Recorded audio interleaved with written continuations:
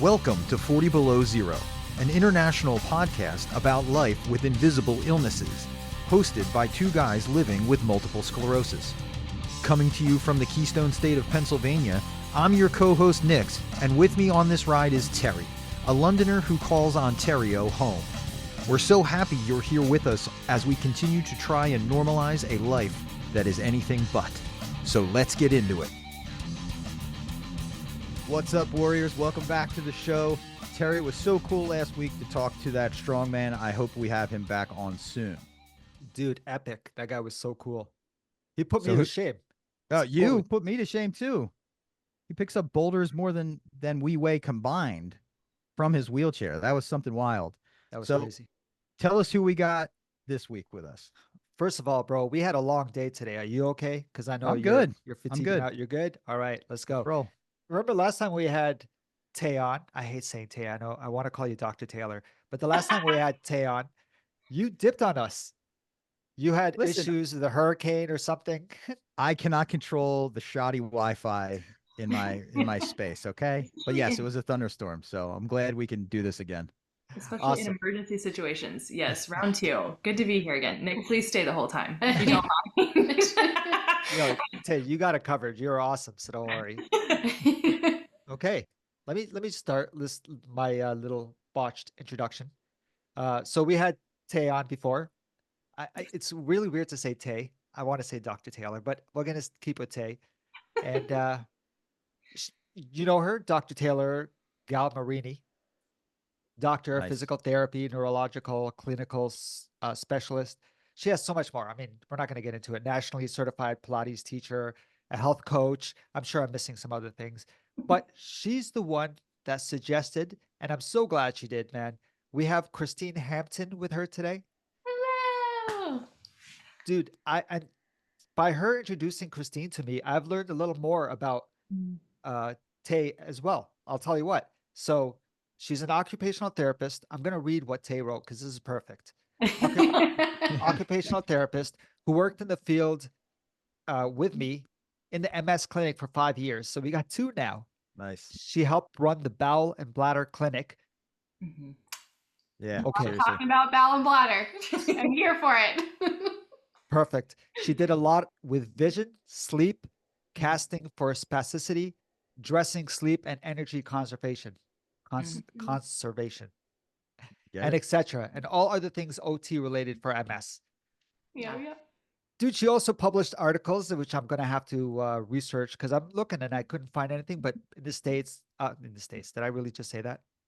Wrong side of the border, Terry. I was like, did you move? Oh, wait, wait, are you not in the States? Am I totally wrong? Are you guys, I thought Christine and you are in the States. Yeah, okay. Yeah, okay. yeah. Georgia. I'm Georgia. All right. I mess up number 1. There you go. Anyway, huge heart and passion for helping those with MS. And I didn't know that you guys did a number of virtual presentations and webinars for NMSS and Can Do MS. Yes. Yeah. Do you know how well known in our community Can Do MS is? Oh, I would hope that it is because they're amazing. Excellent. Yeah. We love them. We love working with them. I still work with them. How did I not talk to you about that before? Did we? I feel like we had so much other stuff that we were talking about, and then I enjoyed so much, and then I got off the podcast and I was like, wait a minute, we didn't even talk about that side of my life. So here we are, round 2. Let's go. Nice. And I love how you say, bring the both of you on to talk about the synergy of OT/PT together. Mm-hmm. So that's great. And I'd love to hear more about that too. I was going to say, let's start there. A lot of people, like myself, when you first get diagnosed, they say you need to see this person, that person, and they just go down the whole list, but they don't understand why, because they don't understand that it all fits together. So why don't you talk a little bit about that, if you don't mind? Well, I feel like the world knows quite a bit about PT, and we got to discuss that a lot in our last podcast. So I'll let Christine take the floor with OT. That was such a delight for me too, like even being in the PT world. And then it wasn't until we were working in the clinic together and day by day that I was like, wow, this opened up my world of therapy, or like just to see, like, I mean, Christine and I would talk even in between sessions, like she would be finished working with someone, quote unquote passing them off to me, and we're talking about, hey, I did this in this session. Can we carry this through, or can we elaborate on that? Or, hey, I kind of hit this roadblock here. Can you continue working on that? So even that, I also appreciate being educated on what OTs do. So I'll let you. Yeah.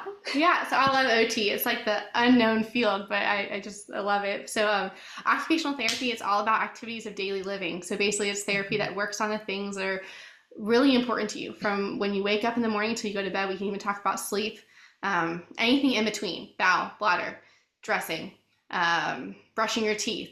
Worked on knitting with people. I worked on playing pickleball with people. So anything during the day that's just important to you is something that we can work on. And I think that it fits so well with PT, because when you're doing something like playing pickleball or getting dressed, you need so many different skills to do that. And that's where I feel like we work really well together. So I might need Tay, go to her and say, hey, we need help with balance when we're in the shower so that we can reach that back. And then she would be working on that. And then I'd be working on the reach with the arm. And it just all fits just really well. So that's OT. It's basically whatever you want it to be, pretty much.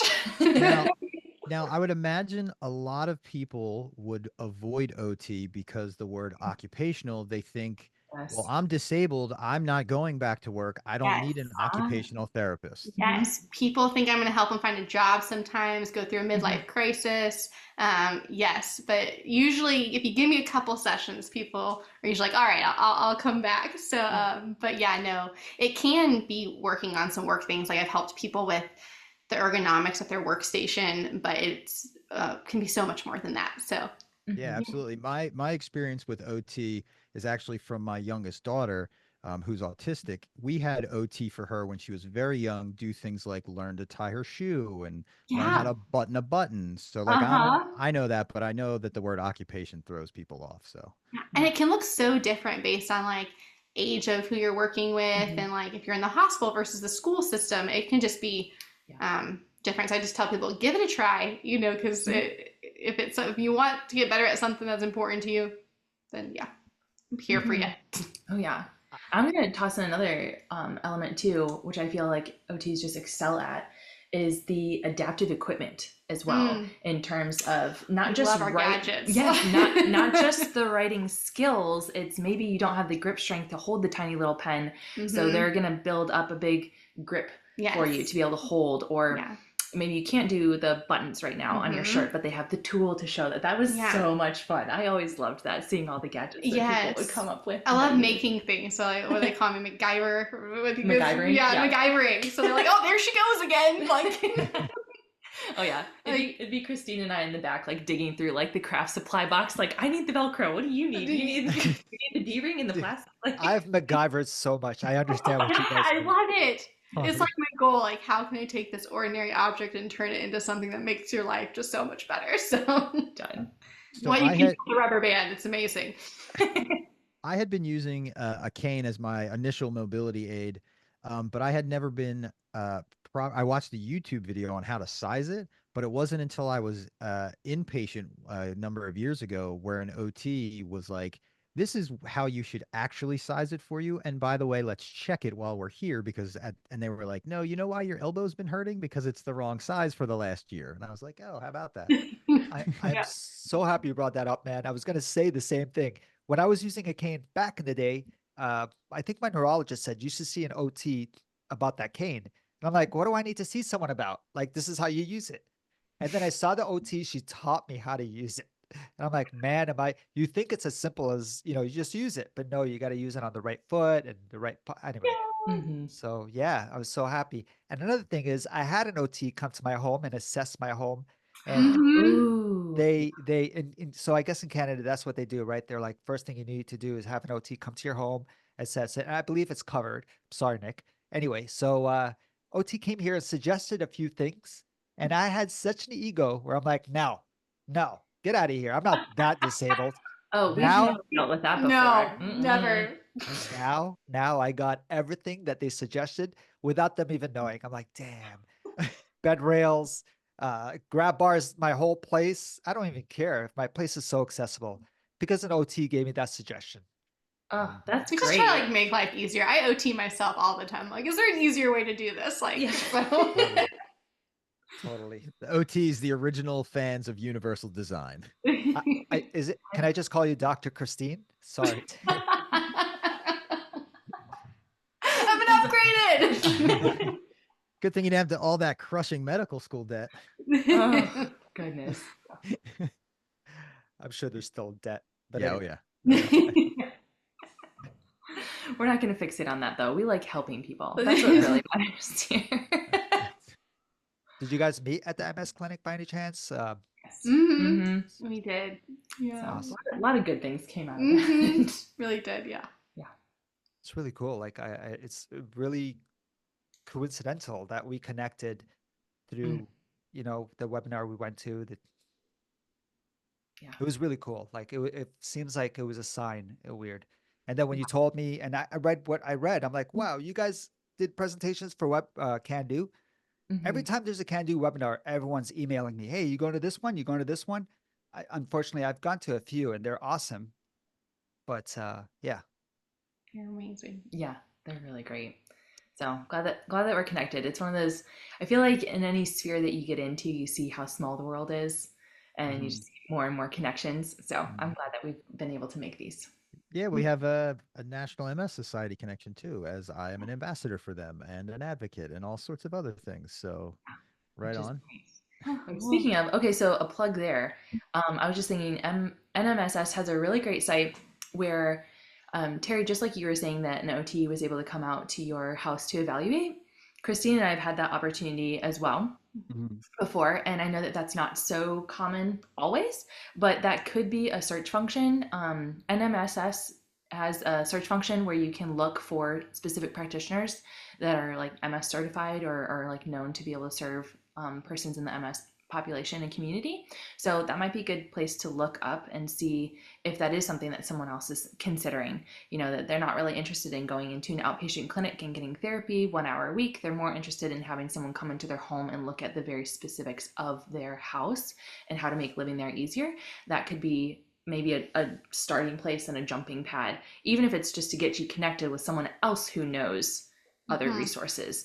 That could be a really good start, because that was one of our favorite things, I would say. Like if I could make someone feel more at home in their home or more comfortable and safe and capable inside their own home, that was top notch for me. And I know that we talked a little bit on our last podcast about some of the blessings or some of the unexpected benefits that came from adaptations due to not being able to be in person from a couple years ago.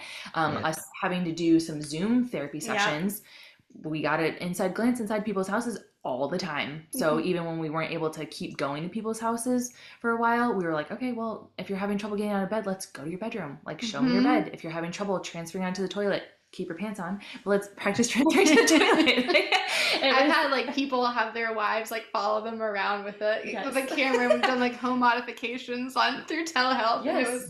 And it was a neat opportunity for sure. So there are just a lot of different ways to have access to those resources. So I wanted to make sure that I pointed that out for people, that whether it's through a virtual visit or looking someone up to specifically come to the house, there are ways to get that kind of assistance as well. And if you go to the website and you don't know how to search or where to search, you can always get in contact with an MS navigator, and they're the kind of people that can get you in touch. So don't think I get that phone number multiple times a day, every day.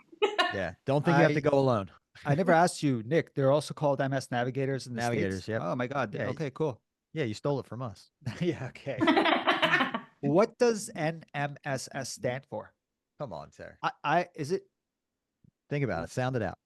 National. Oh yeah. Multiple. Okay. Okay, got it. All right. There we go. It's been a long day, Tara. It's okay. You got it. We started hours ago. This is what I do to make you guys feel smart. Thank you. You're making me feel very comfortable. I feel very welcomed here. I'm Nick knows I'm fading out. So no, it's all good. Okay, thank you. It's for totally telling me it's all good. Yep, and that's one of the things that I didn't even think about coming when we were talking about telehealth. Wouldn't have never even thought that when we were pushing to make that a permanent thing. So hopefully they get off their butts and pass that before the end of the year to make it forever, which I hope. Yeah, Mhm. that was what we were holding out for too. Yeah. Yeah. Yeah. You know why I got confused with the whole States and Canada thing? Because That's we okay. met through Zebra Fish and Yeah. I saw her in Edmonton. So I'm Mhm. like, wait, she's Canadian. No, she's not. She came from the States. And that's what I got confused about. I hear you. The MS fog. That's what it is. And look at you. You broke through. You turned on the fog lights. You made it. You made it. Thank you. That's great. I'm gonna hang on. I've never heard that before. I gotta write that down. The fog. Turn on the fog. That's amazing. I'm not even being. That's fun. That's great. So what else? On the last go round, what else did you did we didn't get to touch on other than missing me for 20 of the minutes of the hour? Oh, those were a tough 20 minutes. Not because Terry was tough. It was just because we missed you. That's all. Yeah, I feel like, I mean, we had touched a little bit upon the fact that I did Pilates and PT as well. Okay. So we touched base a little bit on that. And I think that that was one of the topics that we had talked about that we wanted to explore a little bit more. So just for our people who might not be familiar with Pilates, it can be a really great modality for persons with MS. And one of the ways that I connected that years ago was actually a person who had MS mentioning that she used to not be able to work out anymore because she'd get so overheated. But once she found Pilates, it was really helpful. So it's just a system of different movements that was developed by Joseph Pilates earlier in the 1900s. And he actually never named it Pilates. He named it contrology. It was the study of control. He was really fascinated with being able to move people through a lot of different dimensions of movement in different directions, whether it was through just body weight on a mat or whether it was on equipment. And that equipment was designed specifically to make it super adaptable, very, very, very easy as needed, but also you could make it incredibly challenging as well. Christine and I have both done a lot of Pilates. Yeah, we used to go to work early and do Pilates together. And it was we did. So a way to start your day for sure. Yeah. But I think the main takeaway from that, especially for our persons with MS, was that you can have this very challenging movement to help you build strength and build endurance. You know, you can go for a half-hour class, 45 minutes, an hour. You know, you can just look up a 20-minute YouTube video if you want. So it can help you build up endurance, but without as much significant overheating. And so we found that that was just really useful for a lot of our people with MS in the clinic as well. I mean, in terms of it just really spans across a lot of different populations, but especially for people with MS, they really loved it. So I know that I had mentioned I had my ladies that had been with me for years and years and years. And I had just been excited to teach Pilates, and we did that in person, and then we transitioned to virtual and stayed virtual. And I was shocked when they came back. I shouldn't have been shocked, but I was shocked when they would come back and they'd be like, I'm walking better. I'm stronger. I can do more things that I want. I can get up and down off the floor by myself. I'm not afraid to be at home alone when my husband's not here. So that was something that, again, I probably shouldn't have been surprised by, but I was actually shocked when they started telling me things like that. I was like, yeah, I was like, yes. I was like, it's not just something that I love. It's something that I love that works too. So that was really encouraging and fun. So I don't know. I hope that that's a little gem for someone out there today that might be looking for a different way to exercise that they enjoy. I know Terry's always talking about his core strength being an issue. So I feel like there's several exercises that could help with that. Is that really like going forward for me? Like I lean forward. Is that more of a back issue most of the time? Is it? I feel like it's the reverse. Is that? Am I right on that? Like my back's the problem, not my trunk. I don't know. I would say, well, it depends on how we're defining the trunk. Yesterday, when I went to the rock climbing thing, there's a guy who's like, let me just sit behind you. And he sat behind me and back to back. And I was like, whoa, he gave me stability. Really weird, man. I'm like, yo, you're really helping me. And then you're just putting his back against me. And I don't know, just the fact that Nick just said that. Another thing is within the community, I've heard a lot of people say they do not sweat much. They don't regulate temperature in their body properly, or I don't sweat at all when I work out. And it was my mistake to tell my coach that the first time. Because like, oh, let's just work harder. I'm like, no. I don't think it's has anything to do with that. So well, I'll address the core work question, and then I'm going to turn it over to Christine on that one. She already knows what's coming. This is like our little like song and dance. And Christine with the cooling strategies. So as far as the trunk stuff, yeah, Terry, I would agree that generally speaking, if someone is tending to lean forward, it could be a couple of different reasons. Sometimes their abdominals are actually spasming and like pulling them forward, or from sitting so much, their hip flexors are really tight. So that might be kind of like inclining them to come forward. But usually if it's more of an endurance situation that like you can be upright and you're in your chair, or seated in a position or even standing, and then suddenly you're feeling like you're kind of falling forward, I have found that generally speaking, that's more indicative of maybe a little bit of weakness or lack of endurance in what we call the posterior chain muscles. So kind of like from head to toe, all the muscles that are in the back that are anti-gravity position muscles that are supposed to be able to strengthen you and pull you back, they're kind of like fatiguing out for a minute. So just like we talked about before, sometimes that's just taking a short break, recovering, being able to sit back up again. Sometimes that's doing a little bit more actual strengthening versus endurance. So you believe that I can actually strengthen it? Because I feel like I'm failing, whenever I'm doing exercises, I don't feel like it's getting stronger. I feel like it's just an MS thing. So is it something that you believe that I can build up? I know you're going to be, positive about this and you're going to be like, yeah, of course you can. But really, can it just be a nerve issue and there's no improving it? And I just have to accept it. I'm so sorry. I don't mean to get all negative on you guys, but Oh, that's all because right. because people are like, oh, you got to do more ab work and I'm like, no, it's not that. It's not helping. I'm just the way I am, which is okay. I've accepted it. But I have no balance. And I tell Nick this all the time. And sometimes I'm leaning against something and then I'll slip and then I'll go all the way down and I look drunk and I pick myself up and they're like, oh, you okay? I'm like, yeah, I just lost my balance. And then Mhm. people don't understand that no abs. I'm not a weak guy, but there's Yeah, nothing. I mean, I appreciate the reality of that question, and we want to make sure that we're not sugarcoating things. Mhm. However, yeah, it is genuinely possible to build some strength. It does depend on like how damaged those nerves are. So one thing that I know that Christine and I talk about with clients that have come in before is we'll say, there's a good chance that we're going to be able to improve. We just don't know how much. We don't know if maybe you've decreased to this level because you just haven't been challenging yourself as hard as you can, which by no fault, like that's not to blame or shame anyone. That's simply to say like you might have You're just right. gotten out of practice or your body was just used to being more efficient by not doing that. So we've got to try and we've got to do it and we'll see how much we improve. If we find that we're implementing all of our strategies, you're being very consistent in your work and you're challenging yourself and you're just not getting better, that might be indicative of that level that like the disease has taken away the nerve's capacity a little bit at that point. So that's something that just takes some time to explore. So I would say very genuinely, like there is a good chance that you can improve that if you just haven't been strengthening it in certain ways or it needs a new way or a novel input, maybe. And also, though, I feel like another really big component that people don't recognize is it's not always just strength.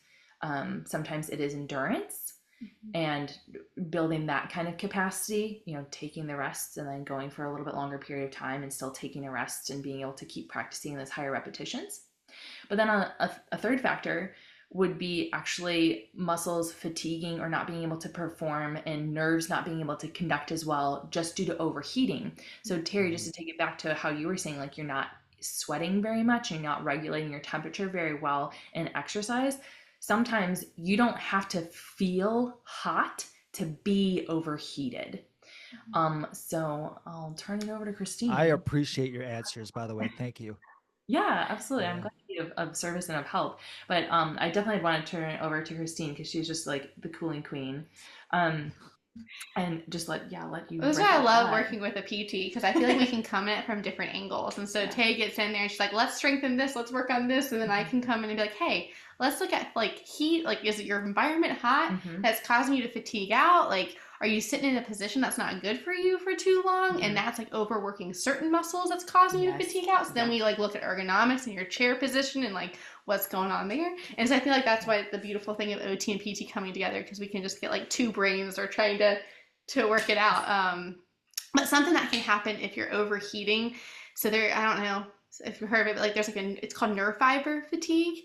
And so nerve fiber fatigue can happen when you get overheated or you overwork muscles. And that basically means that your nerves are having trouble communicating with each other. So it doesn't mean you can just like pull yourself up by your bootstraps and be like, yeah, let's keep going, you know? Yeah. You might need to give them a break. And so some of that comes from taking like rest breaks to give them time to get back together. Other things are kind of managing the heat so that they don't fatigue. You don't get as fatigued.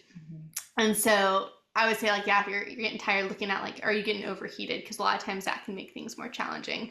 And then you can start using strategies for that. And that could be, you could go as intense as a cooling vest, or it could be as simple as drinking cool water. One of my favorites is putting like a cold bottle on your wrist, because that can really cool you down. And so frozen grapes. I always became the favorite in the clinic because I would give people frozen grapes when they left my sessions, and then they get to PT and they would not get frozen grapes. So I became the fan favorite because I gave away party favors. This is true. Have you ever had frozen grapes, Nick? No, just wine slushies. Ooh, little there we different. go. That's It's a little fun. different. That's a way to problem solve that. By the way, you are right on, because sometimes my partner, she'll come in and she'll see me all fatigued out. And she's like, well, how hot is it in your home?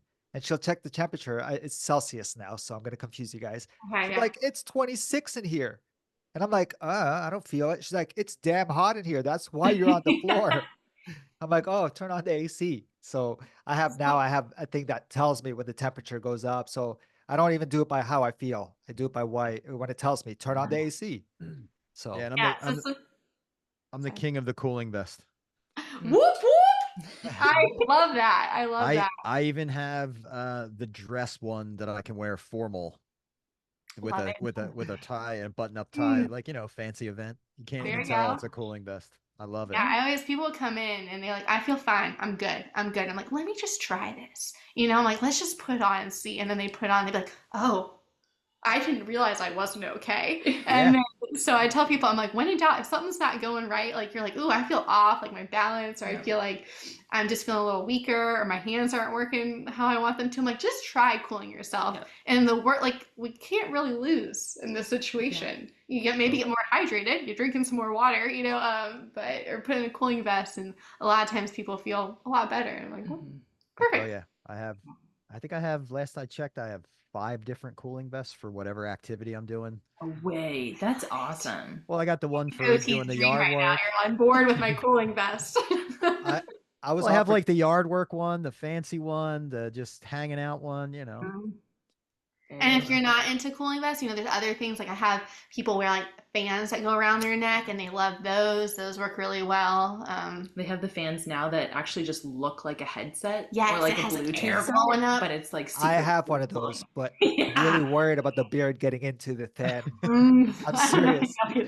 That would be the best story and most awful inadvertent beard shaving moment.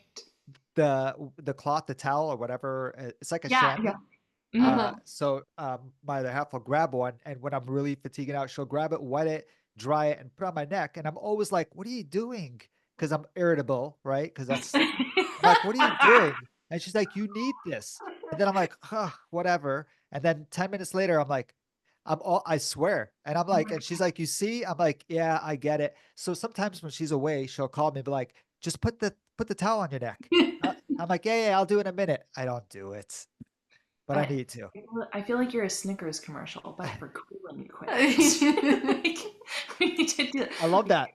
Feeling not yourself, cool yourself Dude, down. that's my next Instagram video. There you go. It's a good video. Oh, Thank yes. you. I will tag you for that one. Excellent. I look forward to that. But yeah, some people really like after showers, Mhm. running cold water on your wrists, like so you don't have to like drench yourself in cold water, because that would be a very not fun time. Some people love it, but yeah, just getting like cold water. Yeah, each to each their own. But I will never make someone drench themselves in a cold shower. So And I no matter what temperature the shower is, which I don't take like sauna level heat, but I always end it 30 to 45 seconds of just ice cold, just because it just immediately just resets it all. People tell me like just like gives them a boost of energy. Like they feel like that like it's been they've been plugged back in. And I'm like, Yep. hey, just It work. definitely keeps the I need to take a nap now off the table. That's because I used to get out of the shower and be like, okay, I need a half hour nap. I just Cold can't water. move. Yep. I need to focus more on the heat. I get it now because I sleep in warmth. And, in the wintertime, I sleep in warmth. Like it's really hot, but then I turn everything off. So when I wake up fresh. But it makes sense. I'm so tired in the heat. And then, even in the summer, it's really hard for me to get out of bed because when I get out of bed, I finally get up, then I turn on the AC. I'm like, okay, it's hot here. Because And I checked. Do you it's like no having joke. a lot of covers on you? So I feel like that gets people because they like love the sensation of like the weight. Like, I love that, like of the blankets, but then it's like, oh shoot, now I'm really hot. So there are some like weighted blankets that are supposed to be like more cooling mattresses and stuff that some people have enjoyed that they can still like get that sleeping environment without. It's really new to me where I take the covers and I put it over my head. It's new. It just started like 8 months ago. And I'm like, wow, this is weird. And I just take it and I put it over my head. I originally started doing that because of my cats. In the middle of the night, my cat would come and lick my face. I'm like, no more. I'm sleeping. So You I sure took the cover. is Katrina just not trying to strangle you in your sleep? Are you sure? No. Okay. Yeah, a little bit. No. But yeah, but I fell in love with the thing over my head. And you're right, it does get hot, but I don't know. I gotta get like a little neck fan down there with you, Terry. Just make a little tent. Yes. And it's Like funny I can because talk about cooling all day long. You get me on cooling, and it's hard to stop me. and I was offered to have an OT come by here again. And I'm like, no, I got everything set. But you know what? You never know. They might You give need a me those review. advices. Yeah. And different OTs see different things. Like I love like when people that I'm working with see like if I'm out of town, they see a different OT because like more brains the better. I feel like they might look into something and be like, oh that, and I'm like, oh I totally missed that. So I feel like getting another set of eyes never hurts. I explained to a lot of people that especially when it comes to heat, that swelling, it's really the swelling on the cellular level. It's like you can look at your foot and it doesn't look any bigger, but you're swollen. And that's why your foot feels puffy. That's why you feel hot. It's because you have to cool yourself down. It's not always visible because people think I'm not hot because I'm not sweating. I'm not hot because I'm not swollen. It's like, no, no, no. That can still be. And you can still overheat even if it's not like 90 degrees out or it's not hot out. Like it could be from, intensely exercising or, it can be from cooking or just doing an activity. And so a lot of times it doesn't have to be like, sweating out in the 90, 100-degree weather. Oh, yeah. I had someone pass out in the middle of a blizzard because they had overbundled themselves in the freezing air. That's hard to navigate, but yeah, she was so hot that. And With the wrong layers. Yeah. And it can be tough because you can like with MS you can also experience cold intolerance. It's more like about like 20% of people, where heat I think is like 60 to 80% of people experience heat intolerance. So it's not as common, but I do have sometimes people that come in that have cold and heat. So finding that like happy place can be a challenge. Very early on, I ran into a phenomenon where my feet were freezing. So I would put warm wool socks on, only to find out that my feet weren't cold. My body was telling me that my feet were cold, and now my feet were overheated and sweaty, and I didn't know why my feet were not cooperating anymore. So I was inadvertently overheating my feet because I was perceiving that as cold, and it just wasn't true. That was really wild. Yeah, that's a mind mess right there. Like that'll mess with you. But I think that we talked about this a little bit before, but just those it can be a form of neuropathic pain where like it's just a pathology of the nerves just not working well, and or what's called allodynia, or paresthesias, which are just alterations in sensation. But just like you said, like we have nerves to sense temperatures, and most of the time that works very well. But then when they are misfiring, or not going down the paths that they're supposed to, or not being processed the proper way, then they could be accidentally telling your brain incorrect information, which is definitely challenging. I think that that's like a really interesting component. I think one thing that we had been talking about before our coming on the podcast, we were just kind of reflecting and talking today about how we got into MS. And being involved like within the MS community and being therapists that worked exclusively with people with MS for years. And I know that one thing that we had both thought and said it broke our hearts how many people in the MS community felt so misunderstood because you can't see the symptoms, and so many of them like just don't make sense. So Nick, like you mentioning that's a story that we heard over and over and over, be like, this doesn't make sense to me.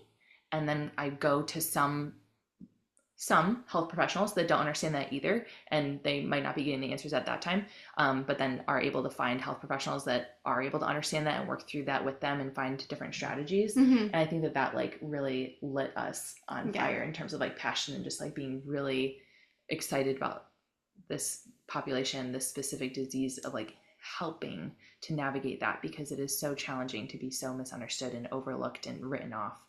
I feel like you have more thoughts on that. I think we're just so fortunate in being therapists that we have significant time with people usually. And so we have time to like go through the strategies. A lot of times, you know, when you're in appointments, it can be so quick. So it's like, yeah, that's your MS, moving on, you know, but it's really nice as a therapist, we get the privilege to see people usually week after week for like an hour or so at a time, that we can really like dive into those things. Like, yes, it is, you know, it might be the MS, but like, what can we do about it to make your life just easier? And I think, like Tay said, it's one of the beautiful things what we love about being an MS is getting to really, I guess, like speak into and go on that journey with people that, you know, like you're not alone. Like it, you know, we're not just going to chalk it up to MS and just leave it there. We can actually like dive in and help people with that. And I find that like it's just so beautiful, like sitting with someone, and when they like, I'm gonna tear out, but when they like for the first time feel like they've been listened to, it's just the sweetest feeling, and it's just such a privilege that like we get to be those people that actually get to sit in that space with them. So I love doing what I do. I hate MS and what it does to people, but I love working with people who have MS. It is like my favorite. Like I work in the clinic now, I see like a lot of different diagnoses, but when I have someone come with MS, it's like silently cheering inside, but hating it for them at the same time. And I'm like, let's go! Like, we can change things and make a difference. I think one thing that we said a lot was like, I'm sorry that you need to be here because of what's going on, but I'm really happy to be here for you. And like, we're gonna do this together. Yeah. I appreciate both of you, because that's what I used to do when I ran the support groups. I validated people. So when they, you know, I'm always validating people. I feel like that's what you guys are doing. You know, you're treating people like they're human and they're not just a patient or a case. You know what I mean? So, and now I'm starting to realize how, I know it was always important, but how important temperature was to MSers. So that's the first thing. If I'm talking to someone who's just diagnosed, the first thing I'm going to say is, make sure your temperature is regulated, even if you don't feel hot, or because that's really important, because also it inflames the nerves. And then you just said it doesn't transmit properly. And it can impact a lot of different areas. So yes, it can make you feel weaker, but also can impact your cognition, like brain. Like when you're like, oh, I'm having some brain fog, maybe try cooling off and see if that like, you know, helps. Or pain, it can make pain worse, like so many different areas. Fun fact as well is there is some research out there about preventative cooling. So actually cooling before you get overheated. So if you know like, hey, whenever I get in the shower, it goes down. Then you think, okay, before I get in the shower, I'm going to eat some frozen grapes, or I'm going to put some cold water on me, or I'm going to, you know, put my cooling vest on. I found that it can really help people. So, sorry, you brought it back to temperature. No, that's totally fine. Because the thing I was gonna say to Terry was, you know, another thing that temperature also impacts is the thing that you talk about the most is the bladder. It definitely plays into that. And that Terry's always talking about that and the struggles that he faces and stuff. I don't got bladder issues. Just joking. That's right, Terry. We'll just talk about it for your friends who have bladder. So, you know, I have people in sessions with me that I'd be talking about bowel and bladder, and all of a sudden the support partner would be like listening, like, so what do I need to do? And I'm like, yep, you know, everyone has something going on. So. That's when I grab people in support groups. I'll tell about, oh, I just had an accident. I'll talk about the funny story. And you can see everyone. So many people are nodding and they're so focused. And I'm like, yeah, I know I resonated with a bunch of you guys. That's why I helped make a bowel and bladder clinic, because I was just like, this is not being talked about, but it needs to be talked about, because it's like stopping people from going out and doing what they love. And then it's often just like, there's not a space to talk about it. So just asking those questions and creating a space like, how's it going? Let's chat. Yeah. Love it. Bowels, bladders, and sexual functions are the three biggest things not talked about in the MS community. And I just like encourage people. I'm like, even if the person you're sitting across from doesn't know how to like necessarily address it, like still bring it up, because then hopefully they can help find someone that can. Like, so I want to know if it's going on. So even if I don't know what to do, I'm like, oh, wait, let me put you in touch with someone. And then that's where that MS Navigator comes in, where you can find someone that does feel like that's an area that they can address. Did you do a webinar on that bowel and bladder function? I think I did. I'm trying to remember through which. I did one on bowel and bladder, and more like the functional aspect of it, like adaptations and stuff. I'm trying to think of what it was through. Was this like a year I think it ago? was like MSF maybe. What? Was this like a year ago? Maybe. All the time is running together. Yes. I've been to a webinar with that. That's why. We've gone to the age where it could have been 6 months ago, Terry, or it could have been 4 years. We don't know. Whenever I have the fog, I'm just gonna say that hits. I'm just gonna say There was it's hot some in here. time that I did it ago. Well, that being said, since we don't know when we did it and who it was through, do you have some strategies to share? I think I had a coworker once say this. Okay, I'm gonna be really cheesy. Ready? You're in control. So Good show, everybody. I didn't hear that before. Guys, keep it in control. Come on. sorry. We should see us at the clinic together. It was the best. It was shenanigans all of the time. And I have a dog that works with me, so yeah, we hope that therapy got done. But anyways, I guess the whole point is that you can address bowel and bladder, and so luckily when you're going to therapy, like therapy, PT, OT, we can't prescribe medications. So the things that we can work on are kind of more strategies for that, and just managing, just the importance of drinking water. And there's a lot of times, like especially with bladder, that you get into habits and you actually train your bladder to have more problems. I see it in my coworkers when they get up and go to the bathroom every 30 minutes. And it's just a lot of times some of it's definitely can be from MS, but there's also things that we do that can treat it. So I guess getting in with therapy can make a difference. That. And just not being afraid to ask the question is the first step. Just ask. They're professionals. They've trained for this. They've taken many hours of lectures and studied books with big words in them to be able to talk to you about these things. Yeah. And it's just common. It's very common. I would be shocked if I had someone come in the clinic that didn't have, some encounter with a struggle with bowel or bladder. And I don't feel like people think it's common. I think people still have egos when they talk about it. So as soon as, we open up, when they hear this, they're like, oh, other people, it's that common. And then they feel more comfortable to talk to someone about it and stuff. And they're not alone, And it can be like one of those invisible symptoms, I feel like. Like you could see someone just like running around, like running a marathon, but they have bowel and bladder issues, So it's one of those things that's like, it's very common, and it can be. Yeah. And it ruins your social life, because we can be talking, but my mind is gone. I'm thinking, oh my God, when is she going to stop talking? I need to go to the washroom. I don't want to be rude. I don't want to start a new conversation because it won't stop, so it can really debilitate your social life. And it did for me for a while when I was in the closet of having all these issues, It seems so simple, but one of the things I'd start people on is a bowel and bladder log, where I'd have them track it for 3 days. And it was amazing. Like, it's really annoying. I mean, if you asked me to take a log of myself, I wouldn't be pleased with the situation. But I found when people filled out this log, they started seeing trends and things that they did. Like, oh, when I chugged that cup of coffee, wow, I'm in the bathroom every 30 minutes. It doesn't mean don't have your coffee. It just means, hey, maybe before I get in the car, I'm not going to chug that cup of coffee. And so I found that just doing the log itself really like brought awareness to being like, oh, that's an irritant for my bladder. Oh wait, I'm not drinking water, because when you don't drink water, that can irritate your bladder and make it worse. And so I feel like just that awareness, or like having too many like carbonated beverages. Carbonated beverages can do citrus. And there's certain like I think it's like aspartame. There's certain sweeteners that can irritate your bladder as well. Wow. So just like, but it's different for everyone. So that's what I'm saying. You just kind of look and see, like, do you notice trends in your life? And that usually did a lot for people.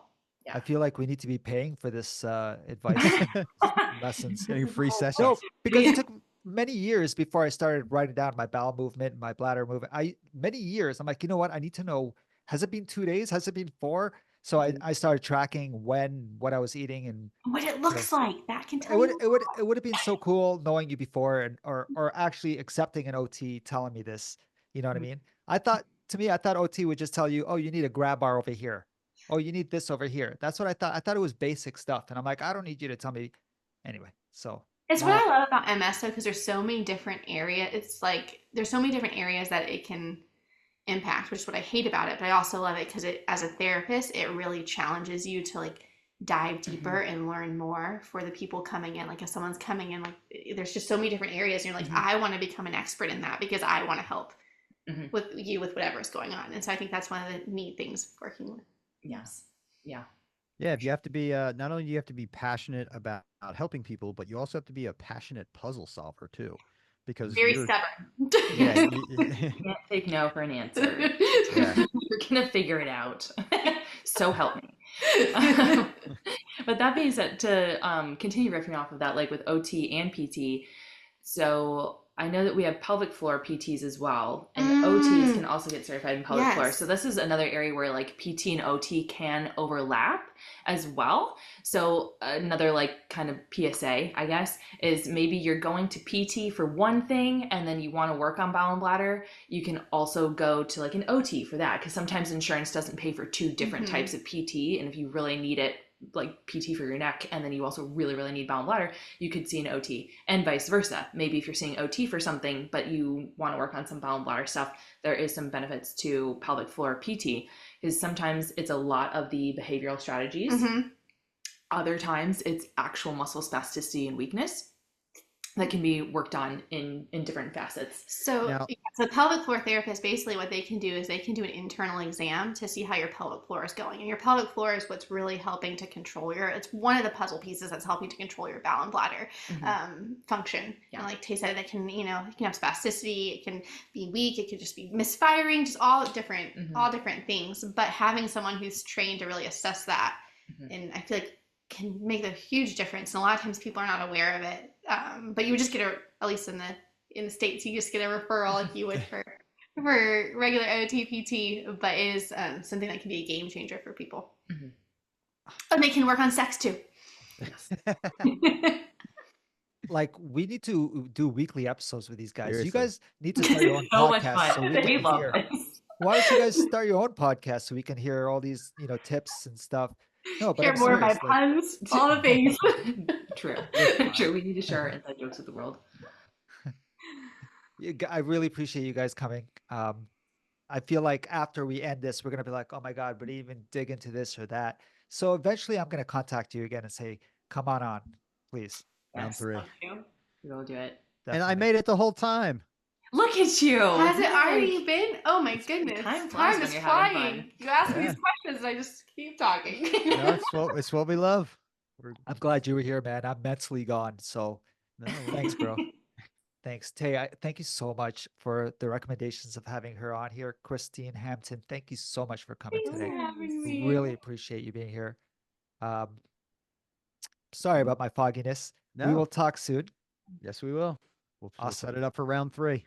Oh, Definitely. let's Definitely. go. I'm ready. Take care. Thank you Please, guys so guys. much. Bye, Thank you. guys. So check us out at 40belowzero.com. That's 4T0.com. Or feel free to reach out to us. We'd love to hear from you. Our email address is info@40belowzero.com. Our personal Instagram account are, for Nix, it's Nix_V713. Or for Terry, it's What's_MS. Awesome. Looking forward to hearing from you guys. We'll talk soon.